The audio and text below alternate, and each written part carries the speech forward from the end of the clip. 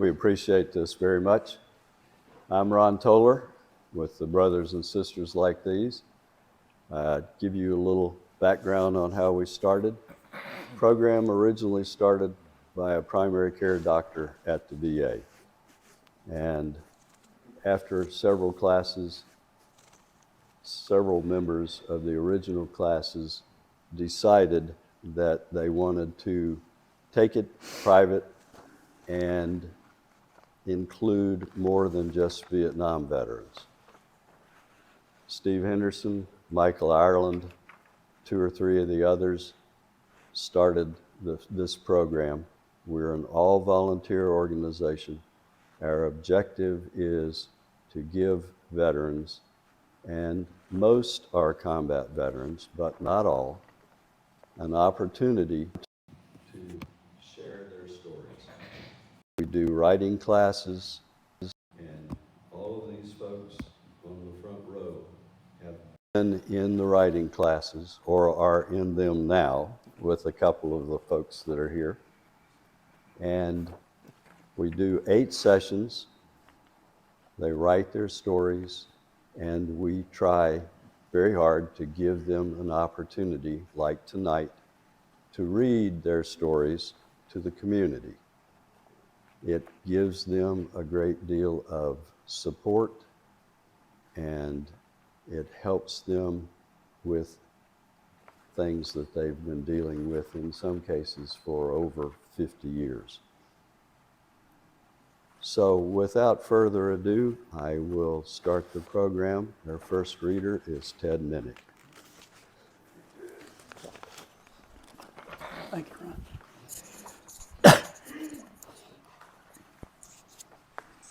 Good evening. My name is Ted Minnick. I'm here tonight with my wife, Joy, and my oldest daughter, Kim. The name of my piece is What I Carried Then, What I Carry Now. I will start with what I carried in Vietnam and end with what I carry around daily. I was an Army Field Artillery Battery Commander at a fire base near the Cambodian border from July 1969 to July 1970. Most of my time was spent around the guns. I had 2 8-inch howitzers and 2 175 millimeter guns. We could fire across the border into the Ho Chi Minh Trail, those areas.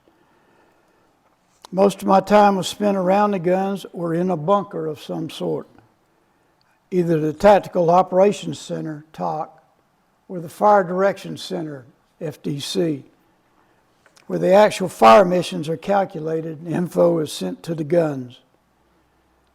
My daily gear was my steel pot, a pistol belt with first aid kit, ammo pouches, plural, bandolier of M16 ammunition, knife, canteen, dog tags, one around my neck on a chain, one in my bootlace, in case I was the recipient of a rocket or something. They would at least have something to be able to identify. And a 1911 .45 caliber pistol. By the way, the pistol was made by Remington Rand, who also made typewriters. And when you shook it, you could hear all the pieces. I believe I would have been better off throwing it at Charlie rather than trying to shoot him. I also think it could shoot around corners. I wore a flak jacket every time I had to leave the bunkers and be above ground, since we were close to unfriendly villages and within Charlie's 60 millimeter and 82 millimeter mortars. And every now and then we would receive 3 to 4 122 millimeter rockets, usually at night. I also carried a .45 Thompson submachine gun, which I had bought off a Ford Observer that was leaving country, coming back to the States. You remember the .45 caliber Tommy gun was back in the mob days and all that. They carried big drum magazines. It was about as accurate as my pistol and fired the same ammo, which helped. Only a lot faster. A few times I flew in an O-1 Bird Dog, which is a very small Cessna airplane. It's a two-seater. Pilot sits in front, there's a bank of radios, and the aerial observer sits in the back seat, in tandem, I guess. No way to reach the controls if something happens to the pilot. You just get on the radio. I used it to adjust my guns during fire missions. Nothing like flying in the back seat of a two-person aircraft with a rack of radios in front of you. The aircraft will back up every time you fire a marking Willie Pete white phosphorus rocket. I think in a screaming dive it did about 90 knots, 90 miles an hour. The only time I carried an Alice pack, a rucksack, was when I accompanied a Korean ROC patrol along with one of my forward observers. It weighed about 60 pounds, had 3 two-quart canteens, sea rations wrapped in a sock, poncho, socks, grenades, claymore mines, and ammunition. When I got replaced and returned to the battalion headquarters as the assistant operations officer, I only carried my pistol belt with pistol, flak jacket, and steel pot. Today, 53 years after I came home, I think I carry a lot more stuff than I did while in country.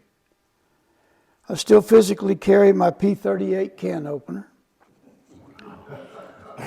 I still have my Schlitz church key, which is a beer opener. My dog tags, the ring from the last fragmentation grenade I threw, and why I kept it, I don't know, and my jungle boots. All my uniforms eventually rotted and got tossed. Mentally, I also carry the smells, sounds, sometimes eerie feelings daily and often nightly. Nothing beats the smell of rotting jungle, burning crap barrels, rice paddies full of water buffalo crap, and Nook Mom, which is a Vietnamese version of Korean kimchi. Nook Mom's made with fermented fish heads and rice. If you ever blew up a Nook Mom factory, you knew it in an instant. Your eyes would tear up. It was bad. I carry the names of friends that I went to school with, served and sacrificed with, that didn't come home.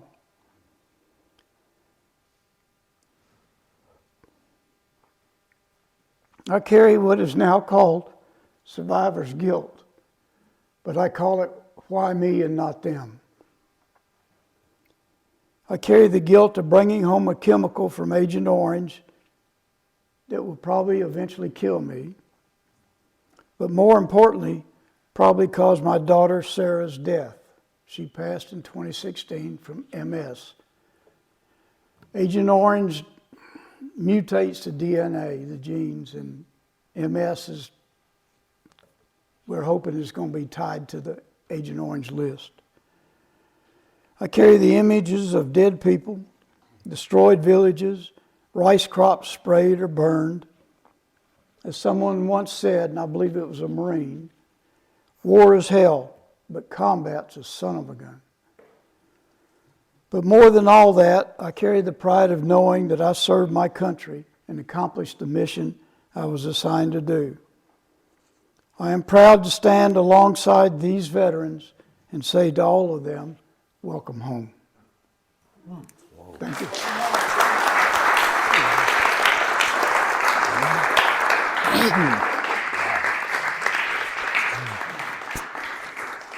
Gotta follow that.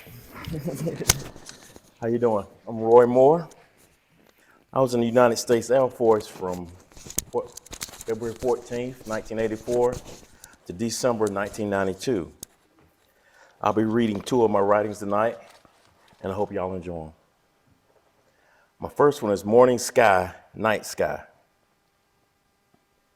Night sky was terrifying for me, but I can't see what's in the water.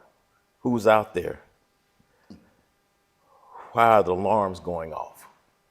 It's total chaos. I might die tonight. I volunteered for this. Damn. But the morning sky was worse. Rockets going out, missiles coming in. I can see everything now. I wish it was dark again. I just want to go home. Why are we trying to kill each other? So much for this being the easy war.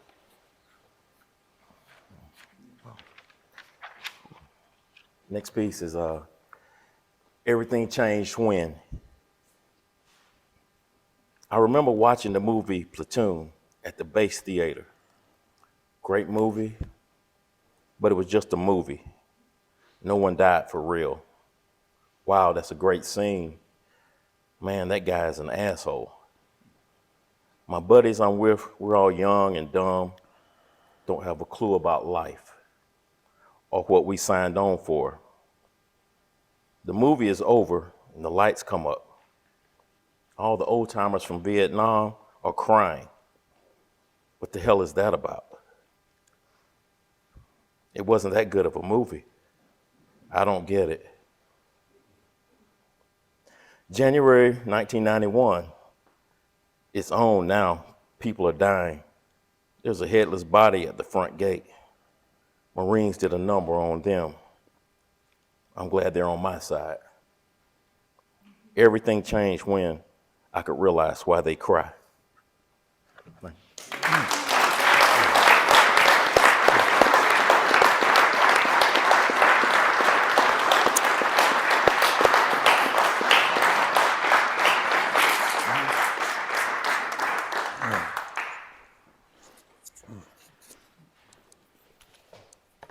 Hello, my name is Alan Percal.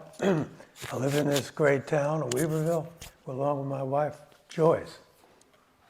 So, how many folks here had children that served in a war zone that rode home? Anybody here? All right. So we were encouraged to ride home.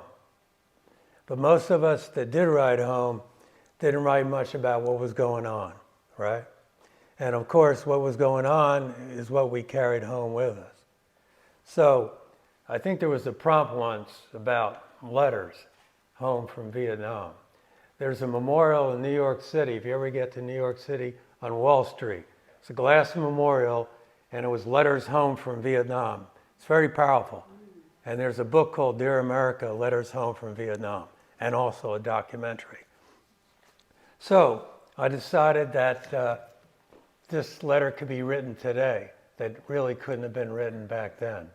So it's called Dear Mama, Letter Home from Nam.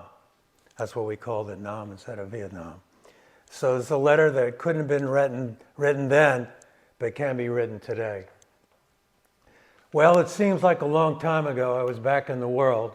We referred to the United States as the world. Vietnam has been a journey into a land and time that I was not familiar with. My unit, the 26th Casualty Staging Flight, one of 3 casualty staging flights to take care of the wounded and evacuate them to destinations like the Philippines, Japan, and the United States. My training as a medic supposedly prepared me for what I was going to do, but truth be told, as a 20-year-old, I would be facing challenges psychologically and physically that would later define who I am. The wounded came from all areas of Nam, north, south, east, west. Whether it was shrapnel, RPG rounds, or burn patients, the wounded faced fears that they have never experienced before. They asked, why me? What was it all for? We who live, who will live, and who will die? I didn't have the answers. I was 20 years old, young, innocent.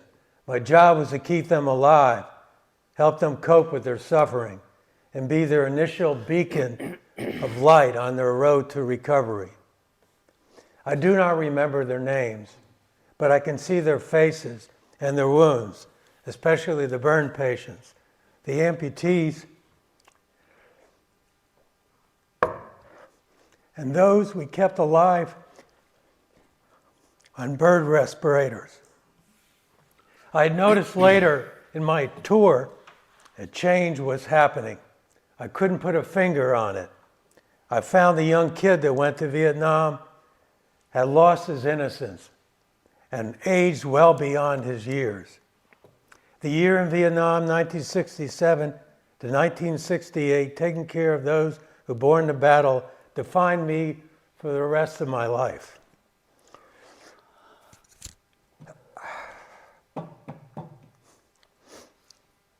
Mama, you often wondered,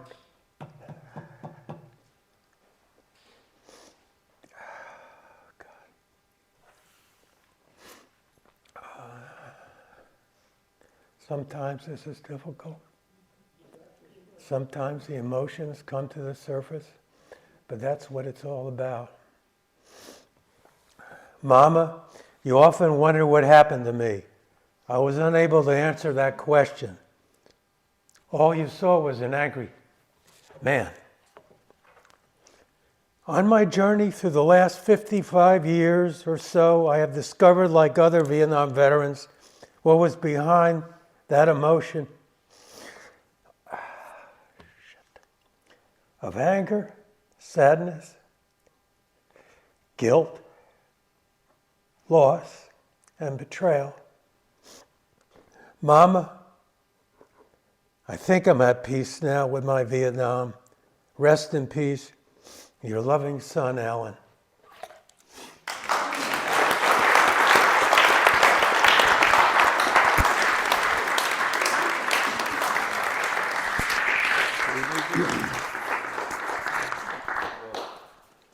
My name is Charles Duke. I live down the hill in Columbus, near Tryon. We've been there about 7 years. Came up from South Carolina, where we'd been for about 30. And in Vietnam, I flew in the Air Force.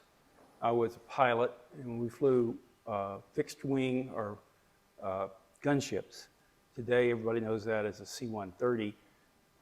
But mine was piston engine, slow, light, and really close to the ground.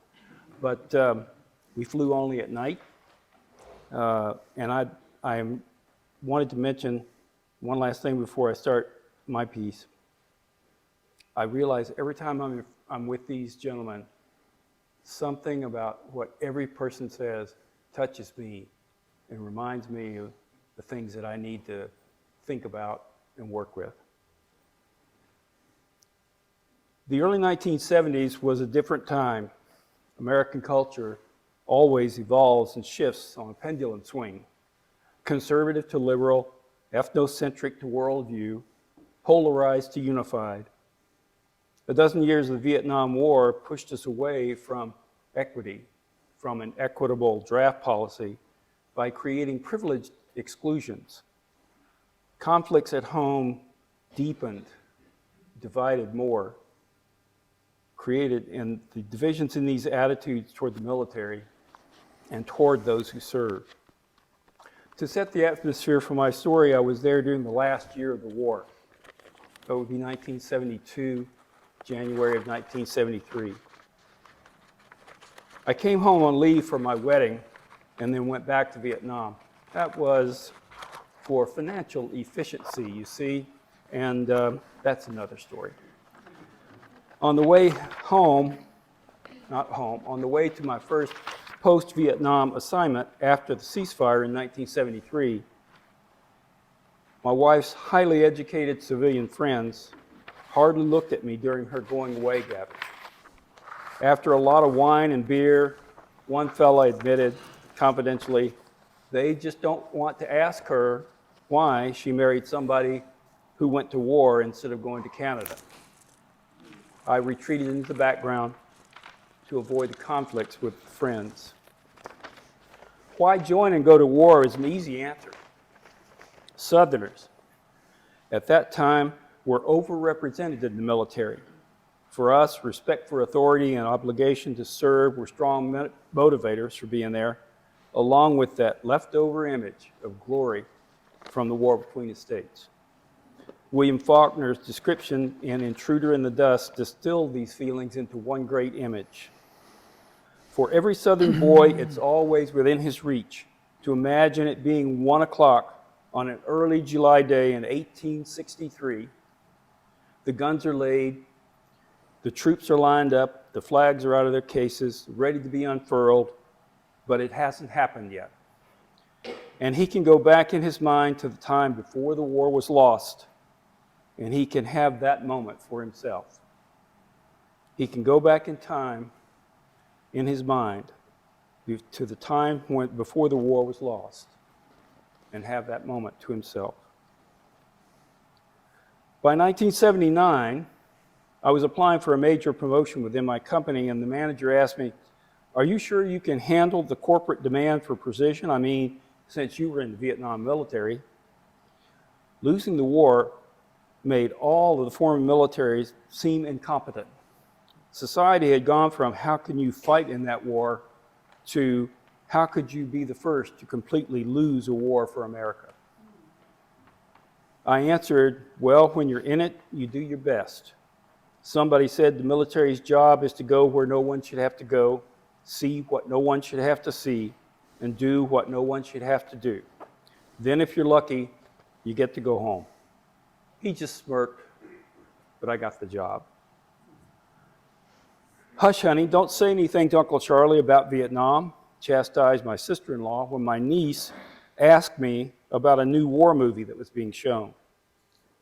By the mid-1980s, society had gone from we're embarrassed that you lost the war to we won't mention it because we're afraid you'll go berserk.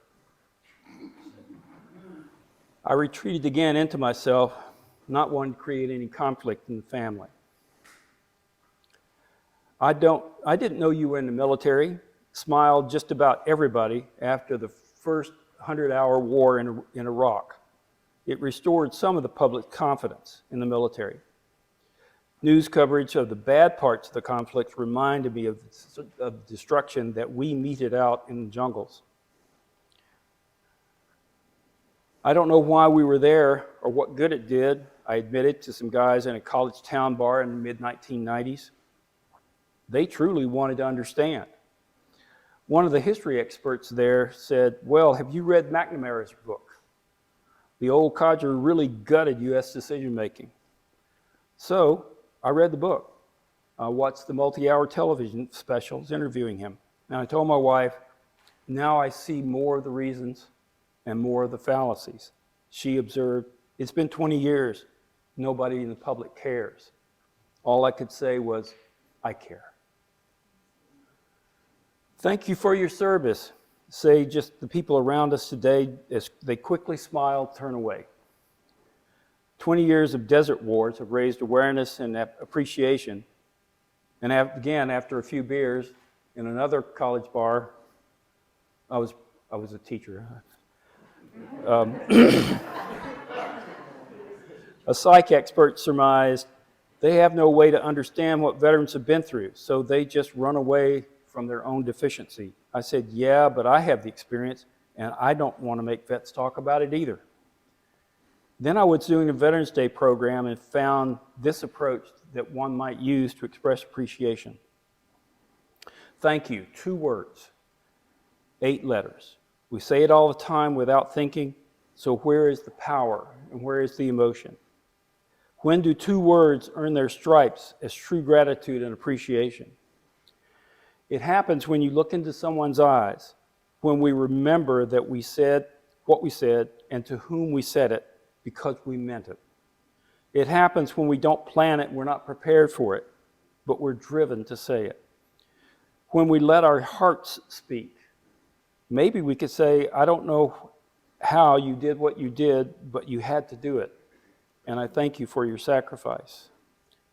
It happens when we listen, really listen, especially in between the sentences and behind the words. Listen to the emotions that are being pushed down and the fears that are being walled up. Listen to the soul that has been scarred with a multitude of things from where no one should have to go, from the sights that no one should have to see, and from the things that no one is supposed to do. Just listen.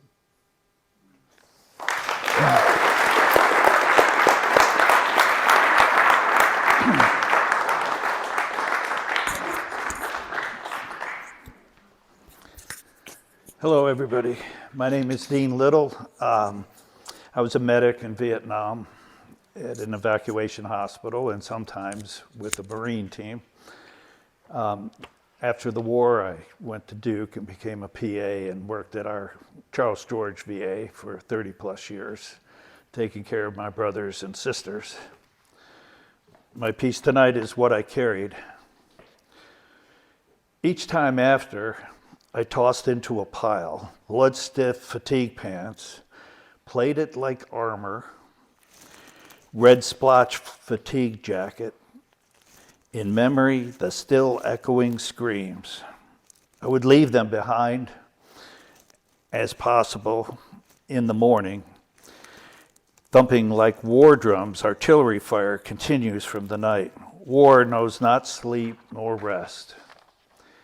Each day I scrub clean, shed the red dust, bits of flesh, drag a razor over boyish man whiskers, grab a clean or near clean fatigues, socks, brush stuff off my boots, maybe make a smile in the mirror to see if that part still works.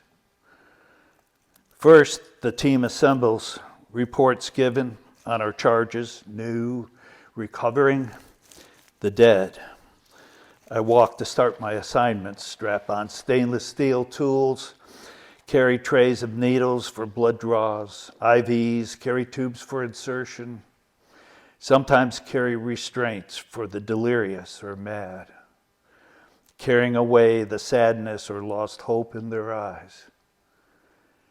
Radio man's bad news box shouts casualties, a lot. GIs, also Vietnamese, men, women, and children.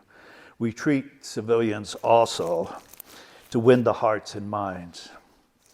All wards cut loose responders to receiving. We grab our steel, large bores, and tourniquets. We assemble on the helipad, carrying litters and gurneys to unload choppers, ferry the wounded inside. We sort by triage at the door. First two stretchers held up by sawhorses like a construction site or a site of destruction or maybe of sanity's deconstruction. Not enough room, use the floor, the hallway, avoid the morgue, clamp the pumpers, sew parts into opposition, prep for surgery, hold parts on during x-rays, stick them, tube them, bandages, press and hold, tape well. Carry the no hope expectant to a second place. Quieter, less busy, lights are softer. We carry painkillers for comfort. We carry blankets for the shocked, shivering ones. It is an exacting duty of triage. We take turns rotating to the goodbye place. Our hands drift out to wipe blood from eyes and faces. I see the 9-year-old's angelic face in repose. He could be sleeping. I wish it were quieter. Tasked to take his vitals every 15 minutes until he lets go, until he meets his eternity. I move around to check the pulse in his neck, and then I see the punched out hole in the back of his head, rectangular, seared by metal fragment, deep. His wound is not prepped. His little boy's soft black hair tries to cover the bad thing there. A place is found for all, some helicoptered out, surgery lists create a stretcher queue to the OR. The air is redolent with odors of blood, sweat, unspeakable things. Receiving is decorated with IV bottles, tubing, and bandages draped across bodies, battle dressings, overflow waste cans, red and green fatigue wrapped like bunting around sawhorse legs, as if we had feverishly prepared receiving for a macabre festival of death. Every couple, every several days, during the raining sideways monsoons or the hot dry, my turn for perimeter defense force. My turn to draw my M16, flak jacket, steel pot, a drooping 14 magazine bandolier, a canteen, 3 flares for use as needed. My turn to climb a tower on the line as nighttime falls. Spend 12 hours watching, scanning in 50-yard arcs, waiting. Carrying fatigue was always a constant burden. By the end of that longest year, I had closed the eyes of my brothers, closed the eyes of women and children. I had seen so much valor and sacrifice by those who bore the brunt of battle. I saw so many times the efforts of many get the job done right. I carried home, too, the guilt of surviving when others had not.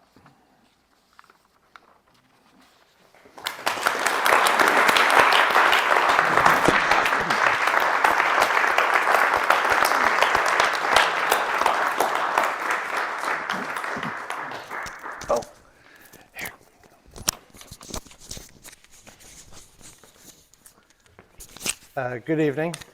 My name is Alan Utterback. I'm an Iraqi vet.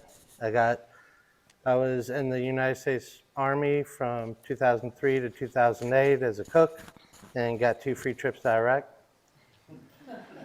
The poem that I'm going to read you tonight was a prompt from our group. It actually won first place at the Charles George VA, and it's on its way to the Nationals now. So I hope you enjoy.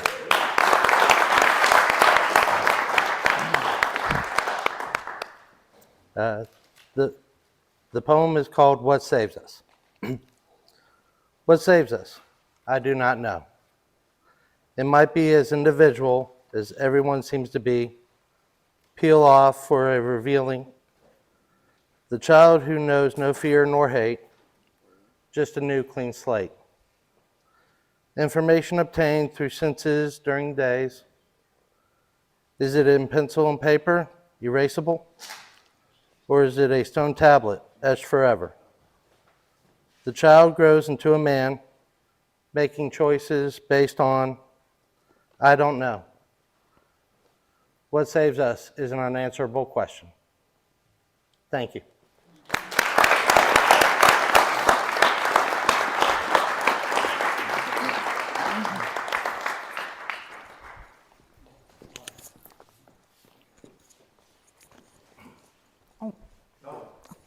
Okay. Hi, I'm Monica Blankenship. I was a Air Force nurse in the hospital and a flight nurse for several years. And just before I start, I've never said this before, but I just want to say I'm really humbled to be a part of this group. They're awesome. Okay.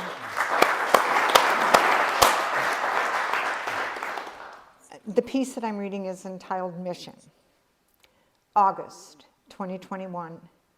Kabul has fallen. Chaos, desperation, terror, death. A graphic picture of a baby being handed over a barbed wire fence to a Marine by a begging mother. Like a gut punch to memory. The babies. April 1975. It's finally over. Saigon has fallen. Frantic, desperate attempts to get out. I'm less than a year in the Air Force, a lowly second lieutenant nurse coming off night shift at Travis Air Force Base. As I'm heading home one morning, my friend and I are told we are being assigned to AES the next day, Air-Evac Staging Facility. Report there the next morning. It made a lot of sense. A lot of troops were coming back from Vietnam at that time. The next morning, there they were, the babies, the littlest from the experience of Saigon, in their cardboard box beds, just there. Operation Baby Lift. It began April 4th, 1975, the humanitarian attempt ordered by President Ford to evacuate as many as possible from the emptying, frightened orphanages of Saigon. C-141s and C-5s already hauling troops back began bringing the children over the Pacific. Those troops holding the children for takeoffs and landings, and for many of the long hours assisting the staff assigned. In AES we worked, bathing, feeding, treating what needed to be treated, holding, comforting, and then the guys coming into the unit as they were leaving to say goodbye to their babies, the ones they had held. Little Mai Tai, as she was named by her soldier, smiling in his arms, crying again as he left. The tears those guys tried to hide, my tears watching.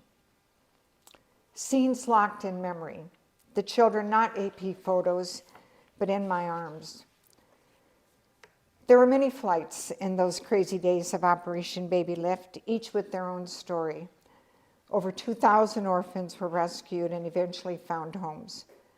But at least one story needs retelling here. The first flight on April 4th, the C-5 that didn't make it to Travis, didn't even make it to the Philippines. With over 300 on board, it crashed, shortly after takeoff, when a cargo door burst open at 23,000 feet. 128 died, 78 of them children. I later briefly met the medical crew director for that flight, who only survived because she had just left the cargo area. Significantly injured herself, she and others repeatedly crawled back into a burning plane in a rice paddy to get out as many as they could. I later was a medical crew director flying those same Pacific routes, and always, always in awe of her and what they dealt with. So where does the story go now? Maybe titled wrong, maybe babies, maybe innocent victims. I don't know. But remembering them, I see again the other victims I worked with in that time. The young troops as patients with their debilitating physical injuries, the emotional and psychological trauma that led to enormous substance abuse, loneliness, isolation in their communities. Those that could never find normal again, those that died in our care. The medical staff that tried, fought it with them, that burned out. This is what Kabul brought back to me. Remembering tears and questioning a world where it continues to happen. I now have children of my own who have been to Afghanistan, Iraq, Ukraine. An old friend, a Jesuit priest who spent over 50 years in troubled countries, told me once, mothers should run countries. I believe him.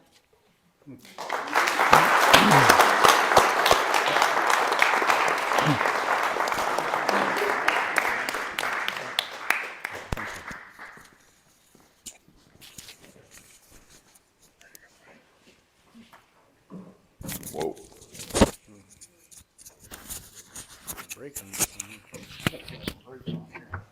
There we go. Got it. Technical problem. Come on. There we go. Hopefully that'll work. Hello. My name is Alan Brett. I spent 35 months in Vietnam.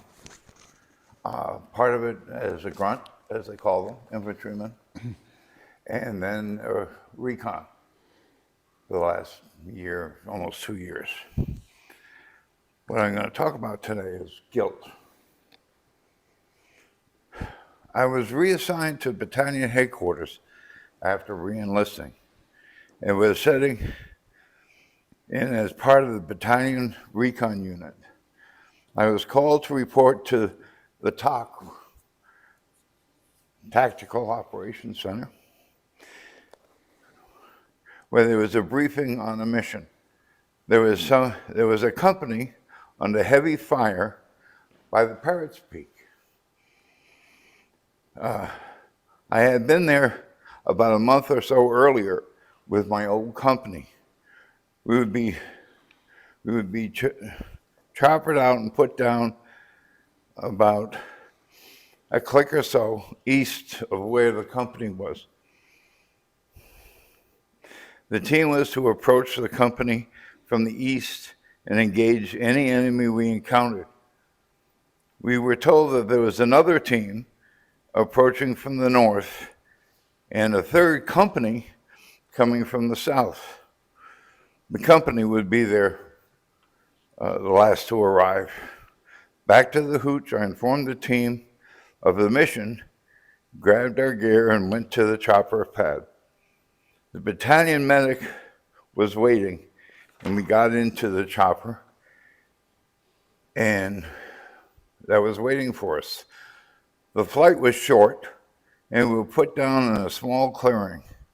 We started our pushing to the west, and as we started to get closer, we could hear gunfire off in the distance.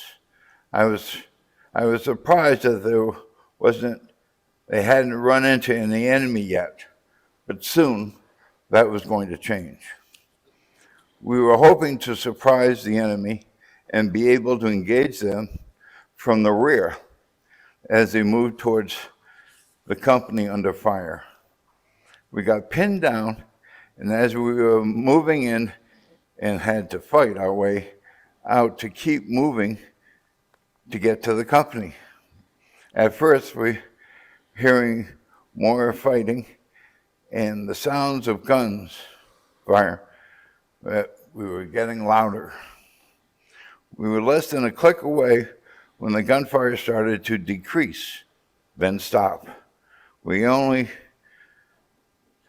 had sporadic shots. We called into the TOC to inform them that we were close to and had gunfire that stopped. They said they would not they could not reach the company commander or anyone else in the company, and to proceed with extreme caution. As we proceeded, we came across several dead enemy. We could smell the heavy smell of gunpowder lingering in the air, mixed with the smell of the dead.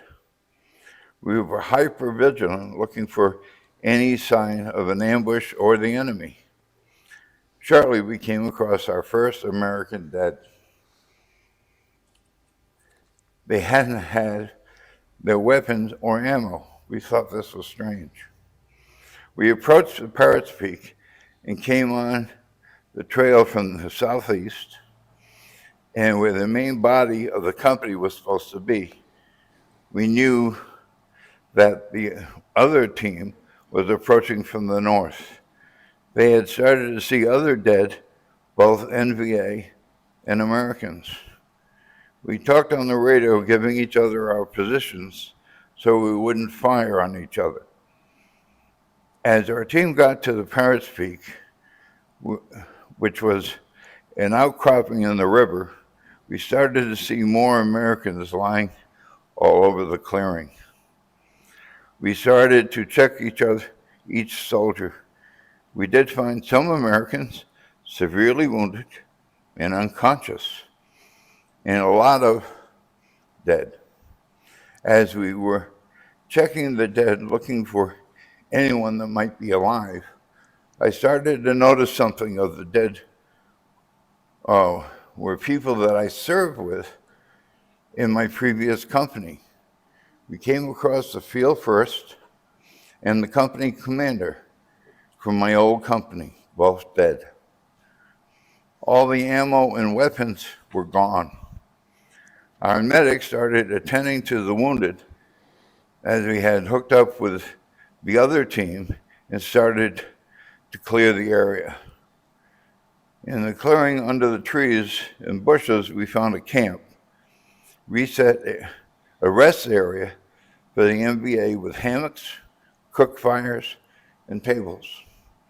It was very similar to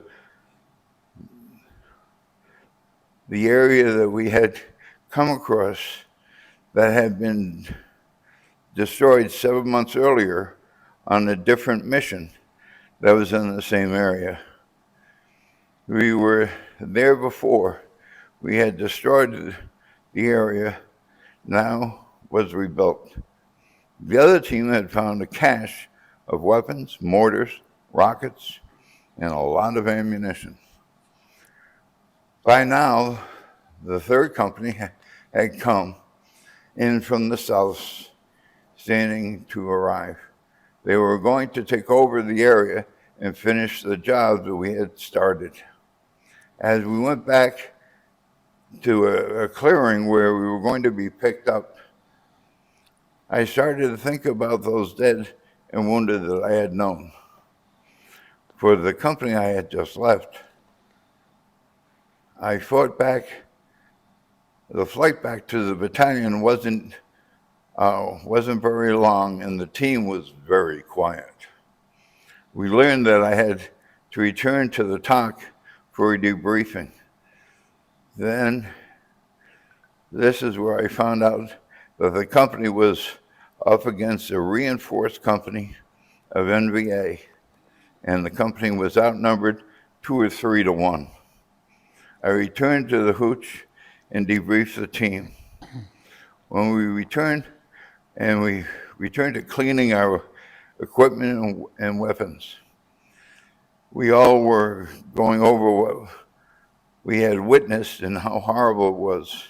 My thoughts went even further to the fact that the dead were the men I had served with just a month or so ago. If I had not transferred to the recon unit, I would have been with them and probably dead. I had a lot of trouble getting over the fact that I had left them, even though I knew that I could not have done anything to change the outcome. Later, I rationalized that I had traded 3 years more in the military for my life. The guilt I had felt has never left. Later, after the military, I eventually started working for the Vietnam Veterans Outreach Program. Here is where I could help veterans, where I could not help those that I had lost back then.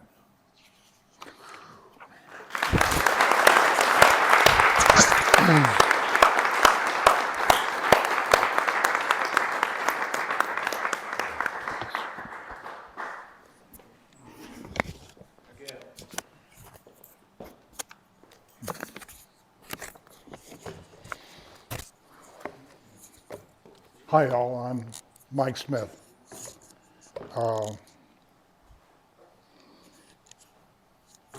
Wow. People have often asked about Vietnam veterans and why we were crazy.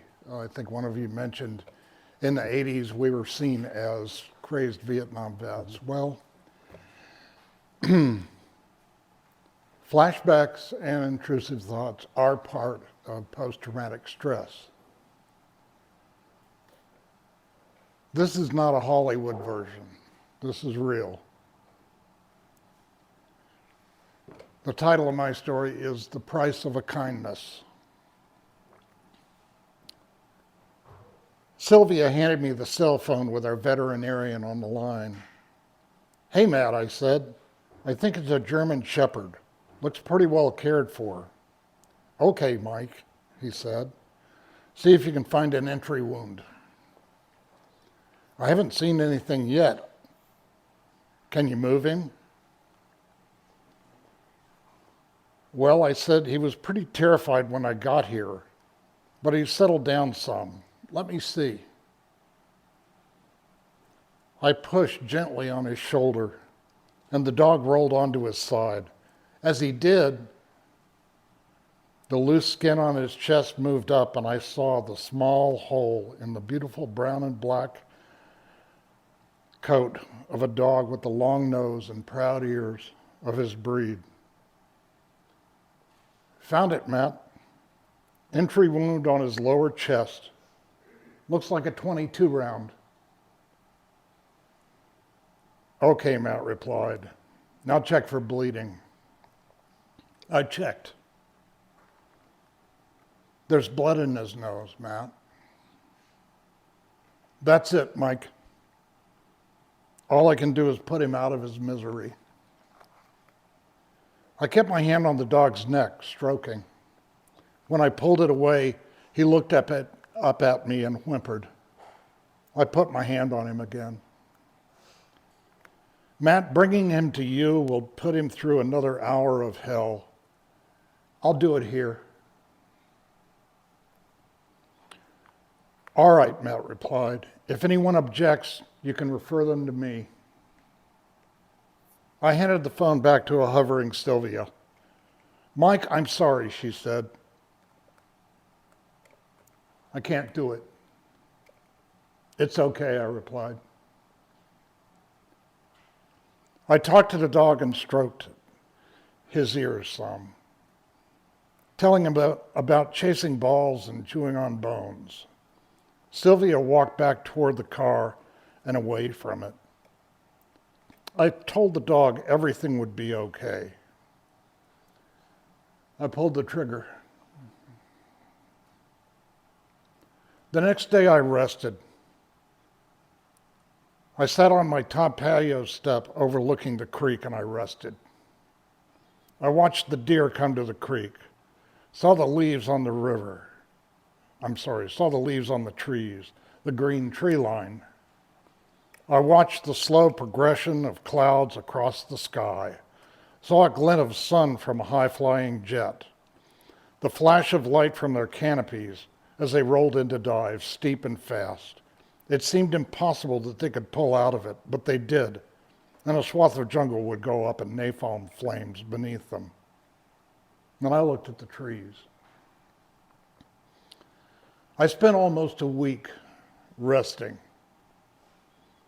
After days, the trees on the far side of the creek seemed to become less of a tree line. After days, thoughts of the flat trajectory and heat trail of a .30-06 round faded. I began to let go of looking at the hidden spots in the woods and assessing them as ambush sites, all the while staring at nothing. I learned how to do hard things in a hellish place, but there is value in them. I can keep my head clear when it matters, and I can delay paying the price until it's over. The dog hadn't needed to spend more time drowning in his own blood. I knew the price I'd pay before I pulled the trigger. I paid it for his sake, and it's okay, because I live on 20 acres, where I can sit on my patio overlooking the creek and woods. It's beautiful here, restful and quiet.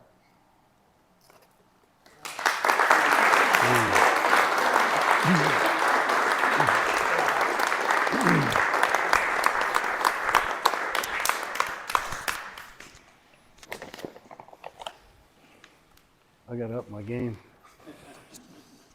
Good evening, ladies and gentlemen, fellow veterans, and residents of my favorite hometown, Weaverville. I'm Mike Hebert. I was in Vietnam in 1972 on the USS Newport News, one of the heaviest gunship cruisers in the world. We experienced a lot of combat, but on the ship, it's not the kind of dangerous combat the infantry or the other guys on the ground experienced. Coming from a family of military folks with a lot of combat under their belt, I wanted to do more.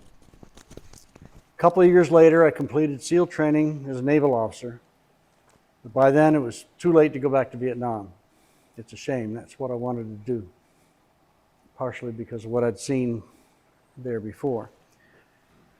After a few years in the Navy with limited prospects for promotion as a special warfare officer during the post-Vietnam drawdown, I joined the Central Intelligence Agency, the CIA, as an operations officer. I had a very satisfying career with the CIA, and I retired from there. Then I spent another 18 years with them as a contractor.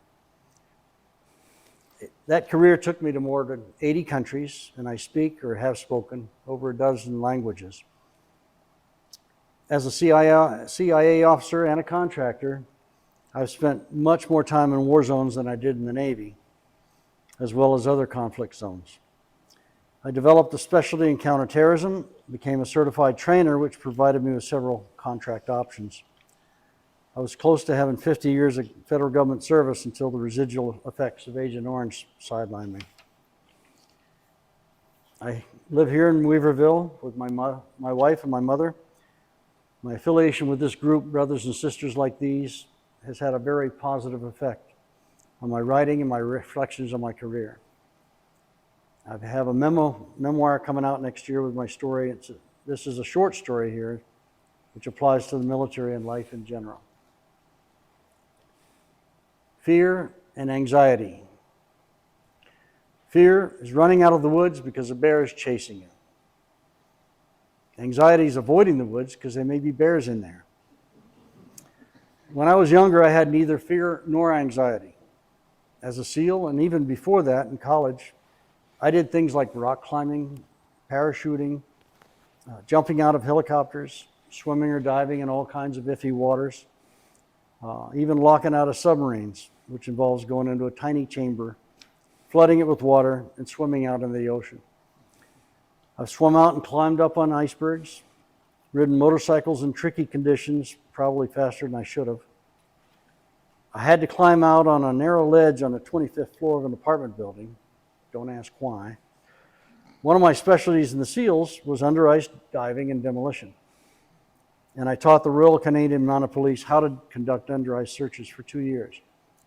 I've flown hang gliders, ultralight aircraft, all kinds of small aircraft in places that a lot of other pilots wouldn't go, including snow squalls, landing on tiny little strips in the mountains. Driving in places like Africa, Iraq, Afghanistan, and the icy, snowy roads in Canada and Alaska was a challenge I really enjoyed. As I aged, and as I experienced some traumatic events and injuries, one by one I've developed anxieties I'd never had before, and it's very unsettling. It's uncomfortable to have these feelings, not be able to control them or explain them, but the worst thing is knowing they'll never go away. I am now avoiding situations that used to be familiar and comfortable because now traffic, heights, crowds, and many other circumstances make me uncomfortable. You all know how to feel that. This is not something I anticipated when I was younger. I don't know, maybe we never do as we're younger, but this applies not only to dangerous situations like war zones with IEDs and ambushes. Now more and more is just driving into town. It's frustrating to go to the top of a beautiful mountain or the edge of the Grand Canyon and not be able to enjoy it or even approach the edge. My newest anxiety is not knowing which one is coming next. Thank you very much for listening. Thanks.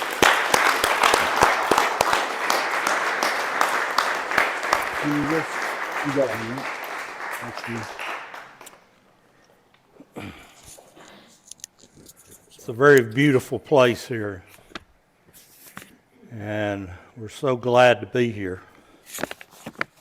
All this writing we do and reading, when we read to you, it's therapy for us.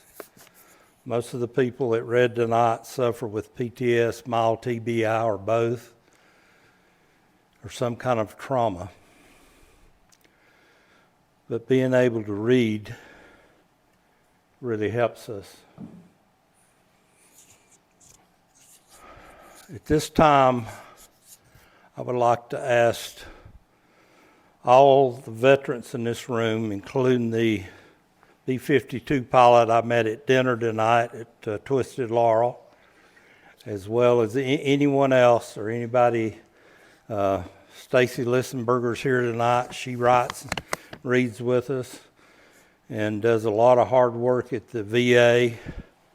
Jeremiah Richards lives here in Weaverville, and he helped me through moral injury and now through our healing group with Jack Gooch. But all the veterans, if you would, stand up, because we love each and every one of you. Thomas Harris has been with me all day. He is a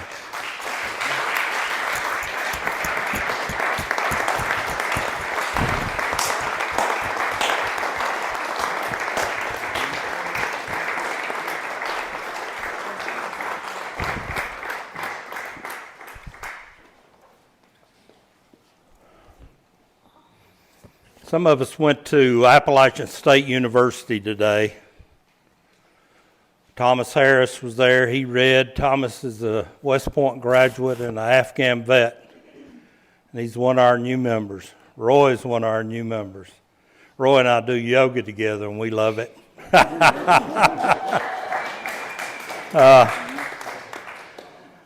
And Deidre's here, our instructor that went to India to learn how to help us.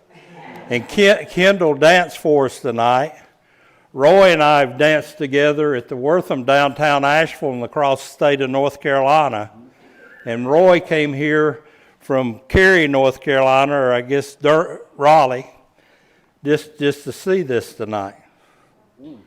We have become very close friends, but we've been across the state. They did the Patriot. Patriot is going to be live streaming in about a year. It takes that long, but we filmed it at the Wortham. It was such moving for all the veterans that were in that group. And they have a man that dances that saved his family, Alfredo. And he was an Iraq vet that got blown up and suffered with TBI, and dances helped him to be able to communicate with his family, because you lose your short-term memory. It's horrible. Some may deal with that just because of age or whatever. But I just want to thank each and every one of you for being here. This is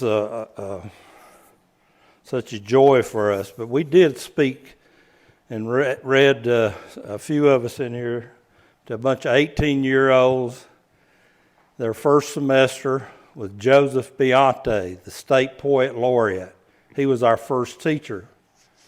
Our teacher now, our resident teacher, is a therapist as well as a teacher. She lives here in Weaverville, and she's been with us for the last 5-6 years, and we love her, Elizabeth Henney.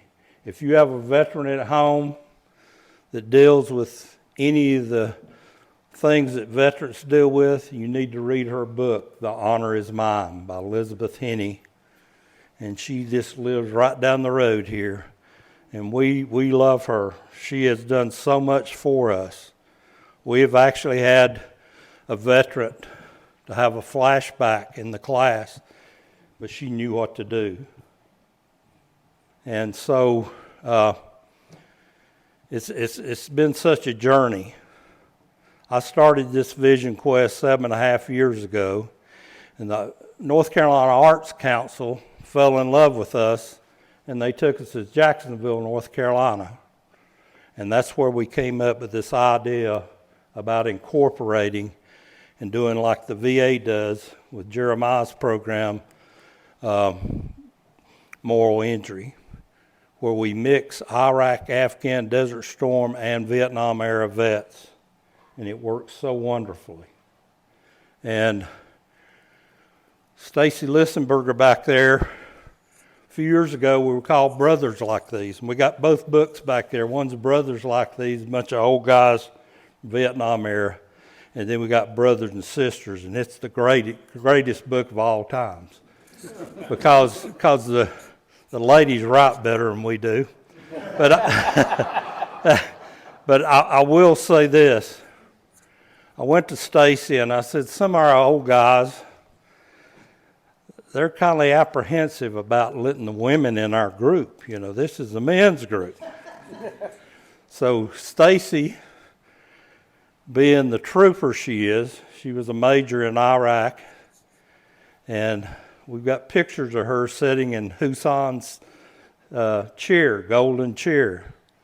And she wrote a book about burning human waste. Well, they burned human waste in Iraq and Afghanistan just like we did in Vietnam. She won the old guys over, saved my bacon. So I appreciate that. I would like to open the floor up. Now, I'm going to tell you, you got something really hard to do. These 18-year-olds asked us some really great questions today at Appalachian State. I mean, this was a crackerjack group we spoke to today, and they had some great questions. So I'm challenging each of you to ask some really good questions tonight. So if you would, just raise your hand and I'll point you out, and then you can ask it to anybody here that's red. You can ask it to me, or we'll take turns. Either way, we'll see how many questions we got. Anybody got any questions? Yes, ma'am. I'm just curious to know, what are the differences, or are there differences between the Vietnam vets, Desert Storm, and Afghanistan? One of the biggest differences is we wrote letters home snail mail. And it doesn't matter which war you served in, you always tell your family you didn't see anything today. It was very uneventful. But so our letters took several weeks to get home, maybe months.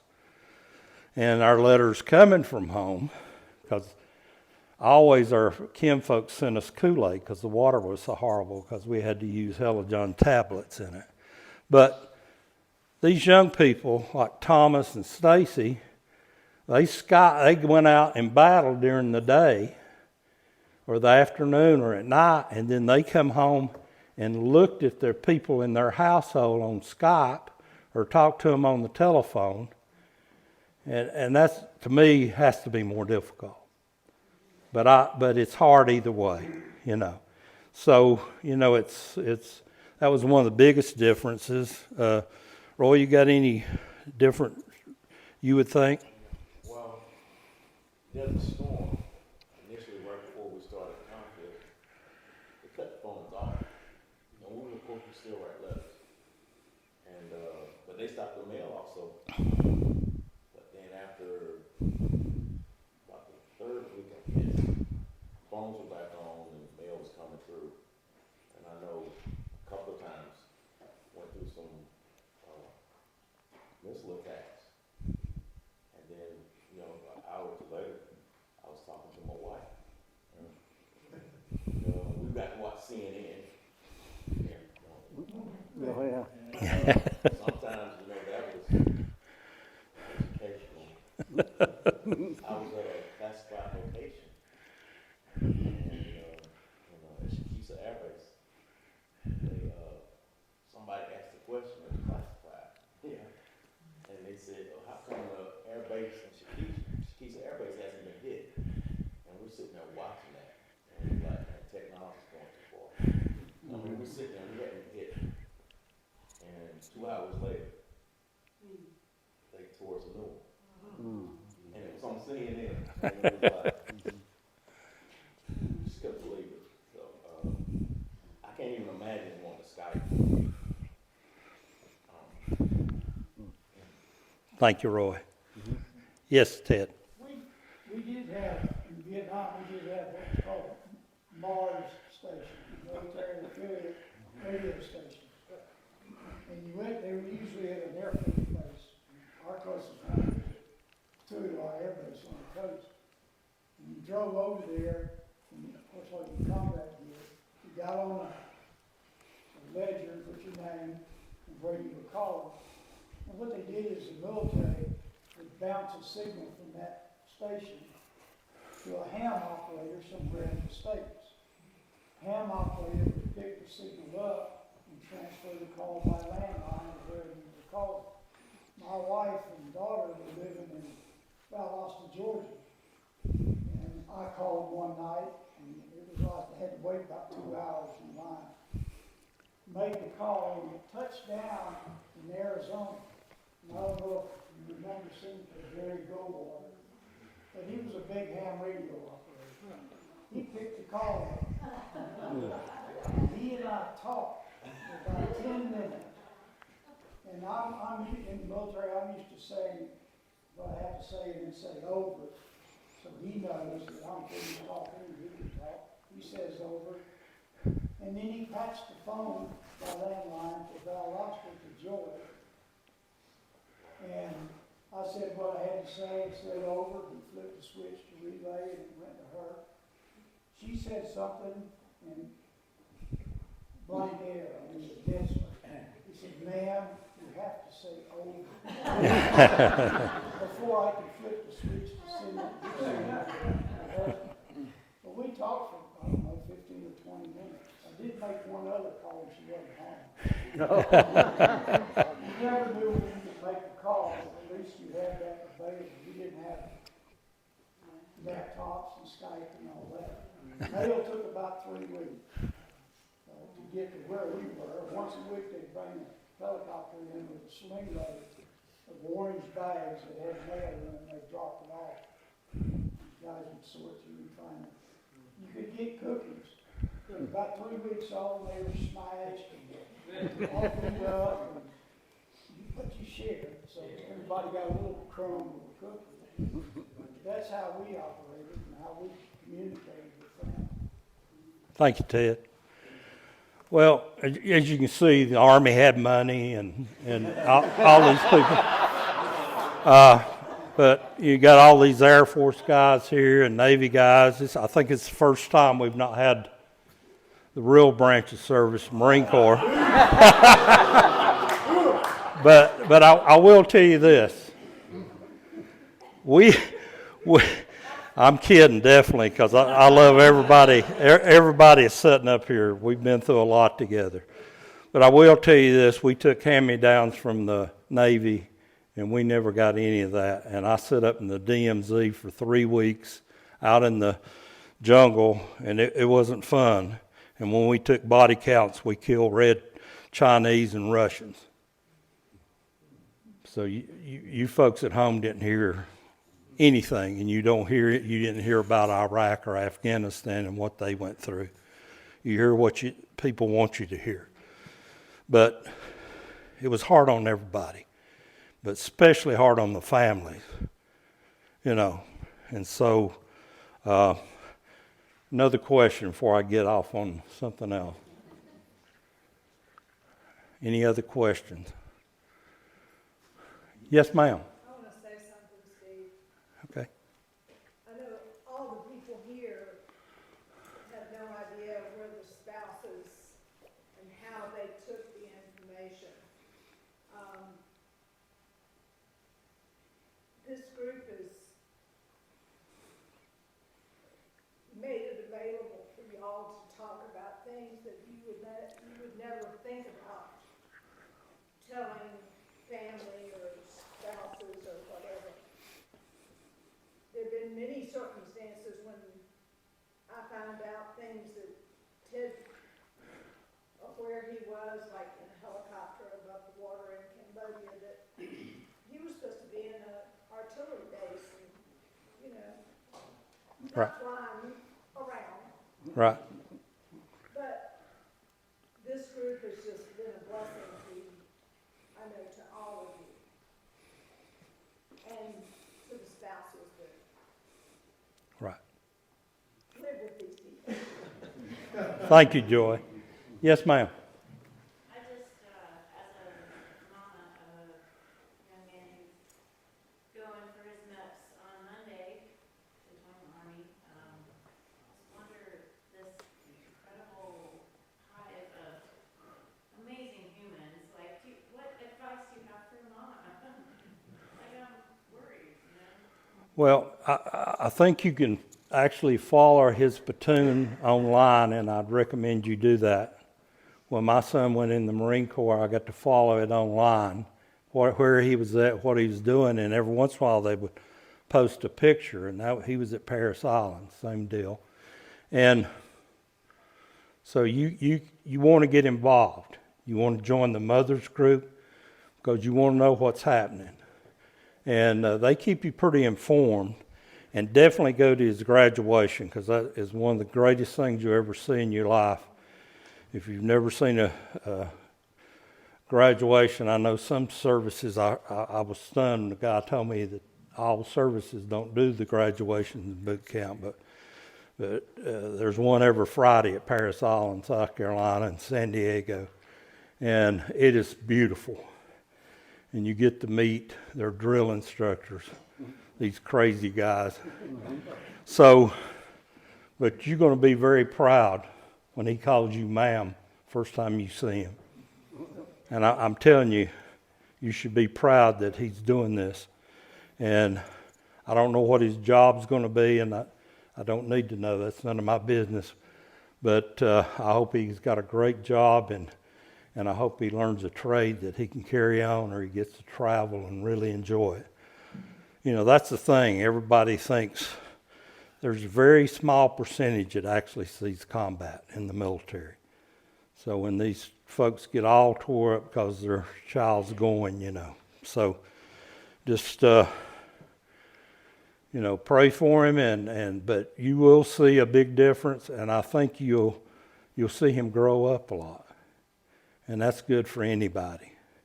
So, any other questions? My son went through training and was for 40 years, and they promised me at graduation that he would forever keep his hair cut, his bed made, and get up early. That didn't happen. And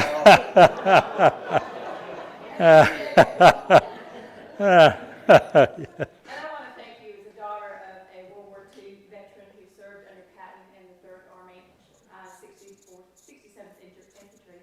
Okay. And went through Auschwitz. I wish that my father, who passed away at age 93, had this kind of support, because he could not speak of the things that he saw. And when he finally was able to, it took him 70 years to learn to say goodbye. When we went to that first session, that first class in the basement of the VA hospital,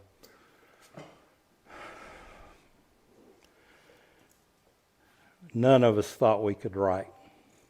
None of us even wanted to write, you know, because we were told when we come home, you keep it in your head, you keep it on your back, wherever you carry it. And that was the worst thing anybody could have told us. And for 40-some years, most of us did, till we got involved in writing about it. And everything that we read, it makes it easier every day. And I think if you asked any of these people here's family, we're better people now. The grandkids are not scared of us. The family enjoys being around us. I now take my grandchildren on vacation for the last 7 years, and that's because of this.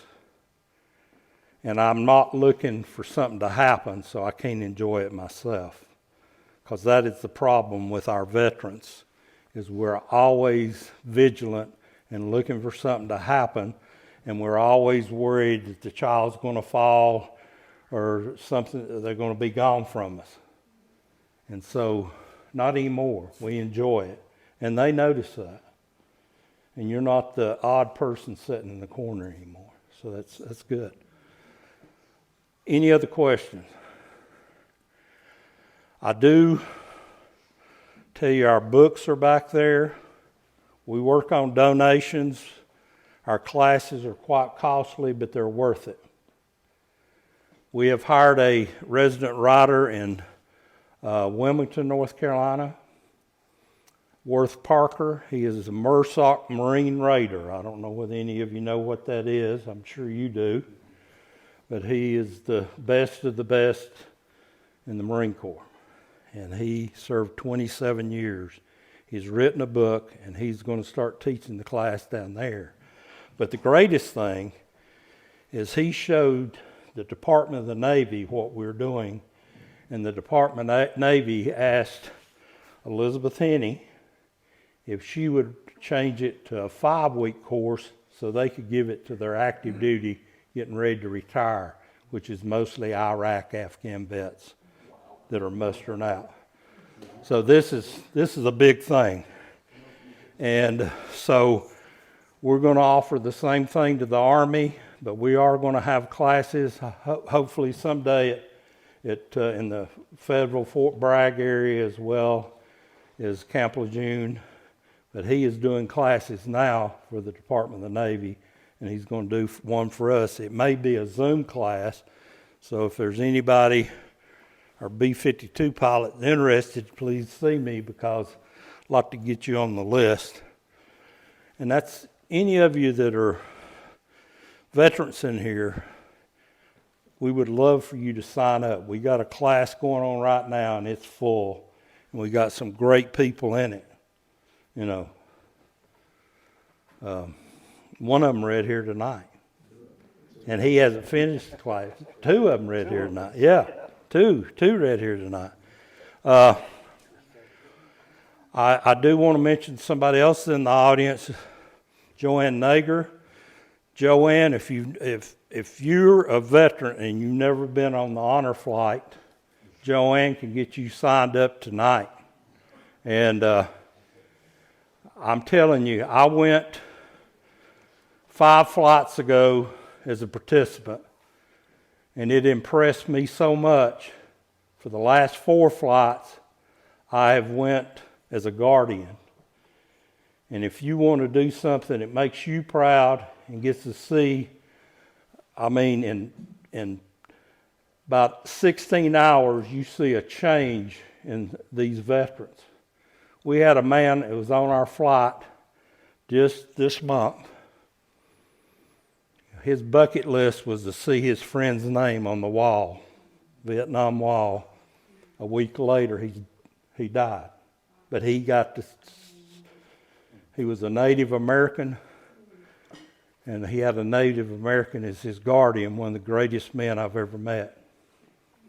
But I will tell you that we had World War II vets on there, we had Korean vets on there, and the Korean vets pushed the World War II vets with a wreath for the officer on duty to lay on the tomb of the unknown soldier, and that was quite moving. Jeff Miller, if you've never met him, he's one of the greatest men I've ever met in my life. He's not a veteran, and he'll tell you that. He don't like you to brag on him, so if he's here, I couldn't say this.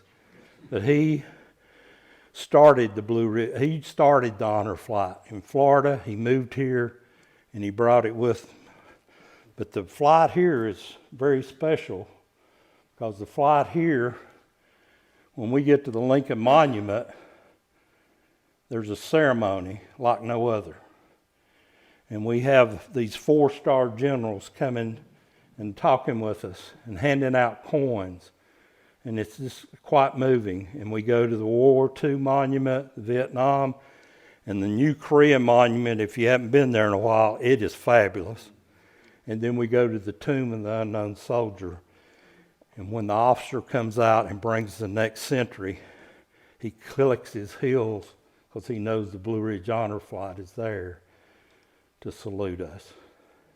And they only do it for the honor flights and veterans, those veterans there. So, any other questions? If you're here tonight and you're a veteran and you'd like to join our group and come to a class, we'd love to have you. We meet every other Monday on Zoom and live. We meet at Post 70 out past the VA hospital. It's a great meeting. A lot of our guys write 3 and 4 pieces a week, and it is such therapy, it's unbelievable. Alan Perkel, he lives here in Weaverville. He's on our board. Ron Toller's on our board. And we can't do enough. I'm so happy that the chaplains from the VA here, Stephanie Pace is here, a new chaplain at the VA in training, and we're just so happy that these people come and support us. They love us. They don't have to do this. They definitely don't get paid to come and do this. Jeremiah lives here in Weaverville, and he's done as much for any veterans as anybody I've ever seen. So, you know, I want you to, when you do say your prayers for these folks up here. Say your prayers for Thomas Harris back there. He is turning his life around to be a awesome man and a great friend of mine. Same with Roy here. I've enjoyed my time with these men for the last 5 weeks. It's been tremendous. I cannot tell you what it's meant to me. Please buy the books. Definitely buy the new book, because it is unbelievable. We'll be putting another one out next year. Catawba Tech and Hickory is offered to print our books for $0. Amazon does a great job. They offered to print any of our members' books, no expense. And so I think, Mike, they're printing your book, aren't they? Yeah. Yeah. First of the year. Yeah. So it's just really great what's going on here. We are going to be at the wall. The moving wall is going to be at the Veterans Healing Farm in Hendersonville on November the 10th. That'll be our last reading this winter until we start back next year. And please come at 11:30 a.m. It'll be all Vietnam vets. We'll be reading there. The wall, if you've got a loved one, its name's on that wall, take an etching of it. It'll be there the 9th, 10th, and 11th. We'll be at the VA hospital on the 11th at 11 a.m. And that will be our Veterans Day ceremony, which we provide the readers for and the keynote speaker. We arrange that. So, great ceremonies. City of Asheville really supports us on this. I know some people might think, but I'm telling you, we have gotten unbelievable support from the City of Asheville on what we do, and especially the mayor there. And I'm really, it just shocked me, but I'm so pleased. It's been great. So thank you for coming. Yes, ma'am. Can I say thank you to all the veterans and welcome home? Thank you. Thank you.